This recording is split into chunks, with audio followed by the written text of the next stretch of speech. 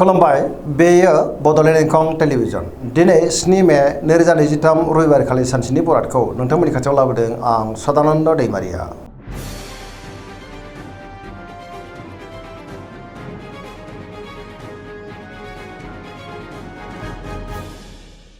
सिगां फरायनो लादों मेष राशि गिबि हांखो अ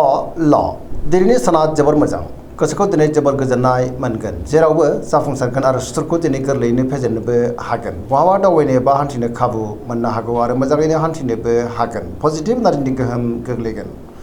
मावनो हानाय खामानिखौ थि समावनो आरो गोरलैयैनो मावफुंनो हानानै गोसोआ दिनै बांसिन गोजोनगोन गुबुननि थाखाय गोबां मोजां खामानि मावनानै होनोबो हागोन देहाया मोजाङै थागोन अब्लाबो नाथाय जानाय लोंनायाव सांग्रां जानांगोन रांखावरियाव मोजां बेफार फालांगियावबो दिनै जोबोर मोजां मुलाम्फा मोननो हागौ आयाबो बांगोन सोरबा गोजाम लोगोजों बहाबा लोगो मोननो हागौ गोसोनि साननायफ्रा मोगथाङाव जाफुंगोन गुबुननिफ्राय थोजासे हेफाजाब मोननो हागौ न'खराव अननानै फैगोन बिमा बिफानि अननाय आबोरखौ दिनै मोननो हागौ गुबुननि गोसोखौ गोरलैयैनो बोनोबो हागोन गोसोनि बोलोआ बांगोन समाजाव दिनै बयजोंबो मान होजागोन लाइमोनफोरनि गोसोआ दिनै जोबोर रमान्टिक जागोन आरो गावबा गावनि गोसोनि साननायखौ फोरमायलायनोबो हागोन गोसोआ दिनै जोबोर खुसि जागोन आरो फरायसाफ्रा फरायनायाव गोसो दुंखांगोन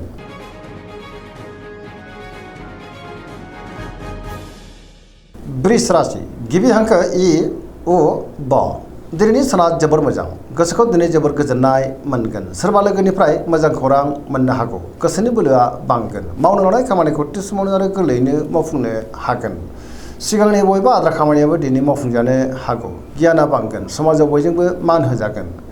रांखावरियाव मोजां अब्लाबो नाथाय खरसायाबो बांनो हागौ बेफार फालांगियाव मोजां होनजायो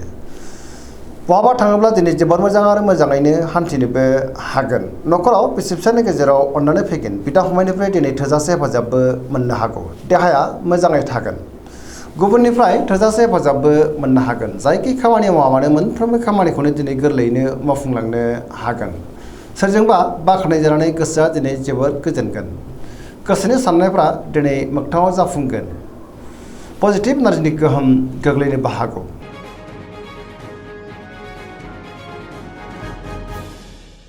मिथुन राशि गिबि हांखो क स दिनैनि साना जोबोर मोजां गोसोखौ दिनै जोबोर गोजोननाय मोनगोन गुबुननि थाखाय गोबां मोजां खामानि मावनानै होनोबो हागोन सिगांनि बबेबा आद्रा खामानिखौबो दिनै मावफुंनो हागोन गियाननि आंखाल जानाय नङा गोथों आरो गोग्गो साननो रोंगोन गुबुनजों मोजां सोमोन्दो लाखिनो हागोन गोसोआ दिनै जोबोर रमान्टिक जागोन आरो गावबा गावनि गोसोनि साननायखौ फोरमायलायनोबो हागोन देहाया मोजाङै थागोन रांखावरियाव मोजां अब्लाबो नाथाय खरसायाबो बांनो हागौ बेफार फालांगियाव मोजां होनजायो गुबुननिफ्राय थोजासे अनसायनाय मोननो हागौ न'खराव बिसि फिसायनि गेजेराव अननानै फैगोन बिदा फंबायजों दिनै मोजां सोमोन्दो थागोन गोसोनि बोलोआ बांगोन मावनो हानाय खामानिखौ थि समावनो आरो गोरलैयैनो मावफुंनोबो हागोन सोरजोंबा बाख्नाय जानानै गोसोआ दिनै जोबोर गोजोनगोन गुबुनजों दिनै मोजां सोमोन्दो लाखिनोबो रोंगोन पजिटिभ एनार्जिनि गोहोम गोग्लैनो हागौ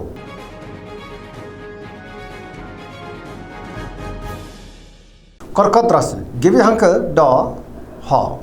दिनैनि साना जोबोर मोजां गोसोखौ दिनै जोबोर गोजोननाय मोनगोन धोरोमारि बिथिङाव दिनै गोसो दुंखांनो हागौ बहाबा दावबायनो एबा हान्थिनो खाबु मोननोबो हागौ सोरबा गोजाम लोगोजों बहाबा लोगो मोनज्लायनानै गोसोआ दिनै जोबोर गोजोनगोन गोसोनि साननायखौ गुबुननो फोरमायनोबो हागोन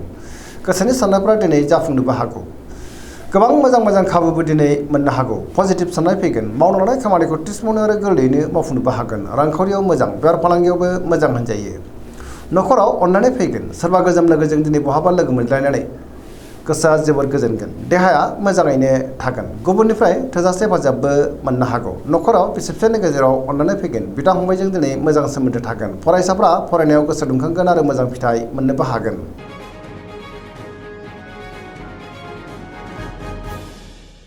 सिंह राशि गिबि हांखो म ट दिनैनि साना मोजां आरो गाज्रि गेजेरजों बाबेलांनो हागौ गोसोआव गोनो गोथो साननायबो फैनो हागौ मावनो लानाय खामानिखौ थि समावनो मावफुंनो हागोन अब्लाबो नाथाय माबा नङा माबा मोनसे गोरोन्थि जालांनोबो हागौ सोरबा लोगोनिफ्राय हेफाजाब लानांनो हागौ समाजाव लोगो लेवाबो बांगोन बहाबा दावबायनो एबा हान्थिनो खाबु मोनगोन रांखावरियाव मोजां अब्लाबो नाथाय खरसाया बांनो हागौ बेफार फालांगियावबो मोजां होनजायो न'खराव बिसि फिसायनि गेजेराव अननानै फैगोन बिदा फंबायजों मोजां सोमोन्दो थागोन गोसोनि साननायफ्रा नाथाय अब्लाबो देबार नांनो हागौ देहाया दिनै बारा मोजां थानाय नङा गोबां रोखोमनि देहायारि जेंनाजों मोगा-मोगि जानांनोबो हागौ जानाय लोंनायाव सांग्रां जानांगोन नेगेटिभ एनार्जिनि गोहोम गोग्लैनोबो हागौ लाइमोनफोरनि गोसोआ दिनै जोबोर आला-खाला जानोबो हागौ।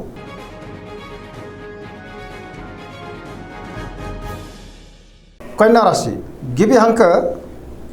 प ट दिनैनि साना जोबोर मोजां गोसोखौ दिनै जोबोर गोजोननाय मोनगोन गुबुनजों मोजां सोमोन्दो लाखिनोबो रोंगोन पजिटिभ एनार्जिनि गोहोम गोग्लैगोन गोख्रों आरो गोग्गो साननो रोंगोन गियाननि आंखाल जानाय नङा रांखावरियाव मोजां अब्लाबो नाथाय खरसायाबो बांनो हागौ बेफार फालांगियाव मोजां होनजायो सोरजोंबा बाख्नाय जानो हागौ देहाया दिनै मोजाङैनो थागोन अब्लाबो नाथाय जानाय लोंनायाव सांग्रां जानांगोन सोरबा लोगोनिफ्राय हरखाबै मोजां खौरांबो मोननो हागौ न'खराव बिसि-फिसायनि गेजेराव अननानै फैगोन बिमा-बिफानि अननाय आदरखौबो मोननो हागौ सोरजोंबा बाख्नाय जानोबो हागौ पजिटिभ एनार्जिनि गोहोम गोग्लैगोन लाइमोनफोरा दिनै जोबोर रमान्टिक जागोन आरो गावबा गावनि गोसोनि साननायफोरखौ फोरमायलायनोबो हागोन धोरोमारि बिथिङावबो दिनै गोसो दुंखांनो हागौ।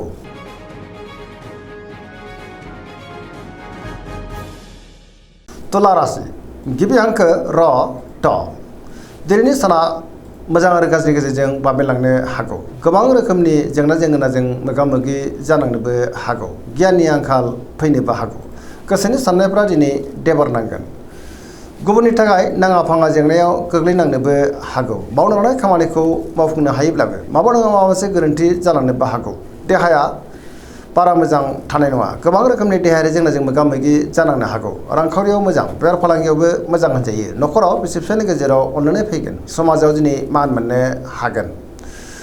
गुबुनजों मोजां सोमोन्दो लाखिनोबो हागोन अब्लाबो नाथाय नेगेटिभ एनार्जिनि गोहोम गोग्लैनोबो हागौ गोसोनि साननायफ्रा दिनै देबारनांगोन गोदान खामानियाव आखाइ होजेननो हानाय नङा लाइमोनफोरनि गोसोआ दिनै जोबोर आला-खाला जागोन।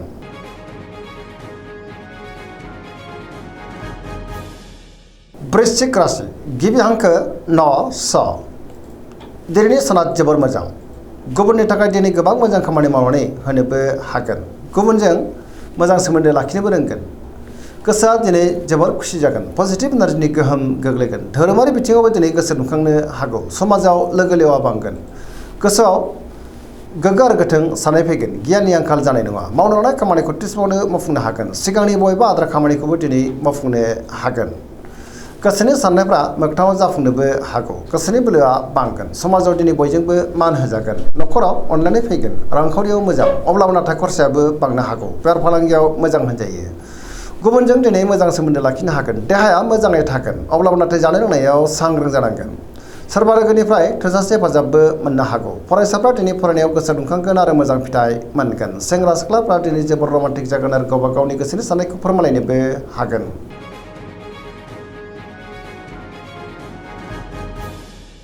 धनु राशि गिबि हांखो ढ फ भ दिनैनि साना मोजां आरो गाज्रिनि गेजेरजों बाबेनलांनो हागौ गोसोआव गोनो गोथो साननाय फैगोन गोसोनि बोलोआ बाङाय जानो हागौ गुबुननि थाखाय नाङा-फाङा जेंनायाव गोग्लैनांनोबो हागौ समाजाव सुथुरनि आंखाल जानाय नङा सोरनिबा गाज्रि नोजोर गोग्लैनोबो हागौ सांग्रां जानाया गाहाम गोसोनि साननायफ्रा दिनै देबारनांगोन रांखावरियाव मोजां अब्लाबो नाथाय खरसायाबो बांनो हागौ बेफार फालांगियाव मोजां होनजायो समाजाव दिनै मान मोनगोन बहाबा हान्थियोब्ला दिनै लामा सामायाव सांग्रां जानांगोन देहाया बारा मोजां थानाय नङा गोबां रोखोमनि देहायारि जेंनाजों मोगा-मोगि जानांनोबो हागौ जानाय लोंनायाव सांग्रां जानांगोन नेगेटिभ एनार्जिनि गोहोम गोग्लैनोबो हागौ सोरबा लोगोनिफ्राय हरखाबै गाज्रि खौरांबो फैनो हागौ लाइमोनफ्रा दिनै जोबोर आला-खाला जागोन आरो नेगेटिभ एनार्जिनि गोहोमबो गोग्लैनो हागौ सांग्रां जानाया गाहाम।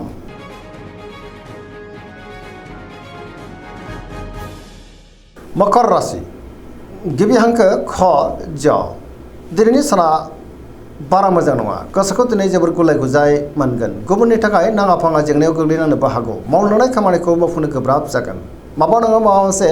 हेंथा फैनोबो हागौ रांखावरियाव बारा मोजां नङा नाङा-फाङा खरसाया बांगोन बेफार फालांगियावबो दिनै बारा मोजां नङा होनजायो गुबुनजों मोजां सोमोन्दो लाखिनो गोब्राब जागोन गोदान खामानियाव दिनै आखाइ होजेननो हानाय नङा न'खराव अननानै फैगोन बिदा-फंबायजों मोजां सोमोन्दो थागोन आरो बिसि-फिसायनि गेजेराव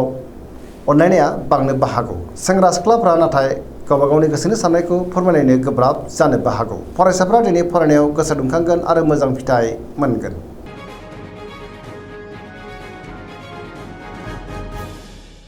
कुम्भ राशि गिबि हांखो ग स दिनैनि साना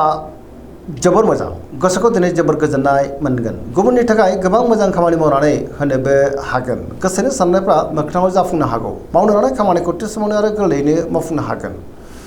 सोरबा लोगोनिफ्राय मोजां खौरां फैनो हागौ गोबां मोजां खाबुबो दिनै मोननो हागौ समाजाव मान मोननो हागोन गोबां मुंदांखा सुबुंजों दिनै लोगो मोनज्लायनोबो हागौ रांखावरियाव मोजां बेफार फालांगियाव मोजां आयाबो बांनो हागौ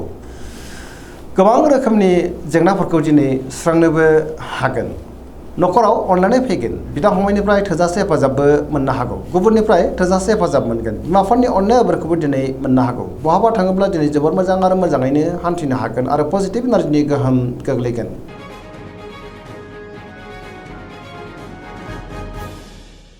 मीन राशि गिबि हांखो ड स दिनैनि साना जोबोर मोजां गोसोखौ दिनै जोबोर गोजोननाय मोनगोन गुबुननि थाखाय गोबां मोजां खामानि मावनानै होनोबो हागोन सोरबा लोगोनिफ्राय मोजां खौरां फैनोबो हागौ गोसोआव दिनै पजिटिभ साननाय फैगोन गोथों आरो गोग्गो साननो रोंगोन गियाननि आंखाल जानाय नङा गावनि गोसोनि साननायखौ दिनै गुबुननो फोरमायनो हागोन देहाया बारा मोजां थानाय नङा अब्लाबो नाथाय गोसोआ जोबोर खुसि जागोन गुबुननि थाखाय मोजां खामानि मावनानै होनो हागोन सोरबा लोगोजों बाख्नाय जानो हागौ लाइमोनफोरनि गोसोआ दिनै जोबोर रमान्टिक जागोन आरो गावबा गावनि गोसोनि साननायखौ फोरमायलायनोबो हागोन फरायसाफ्रा दिनै फरायनायाव गोसो दुंखांगोन आरो मोजां फिथाइ मोनगोन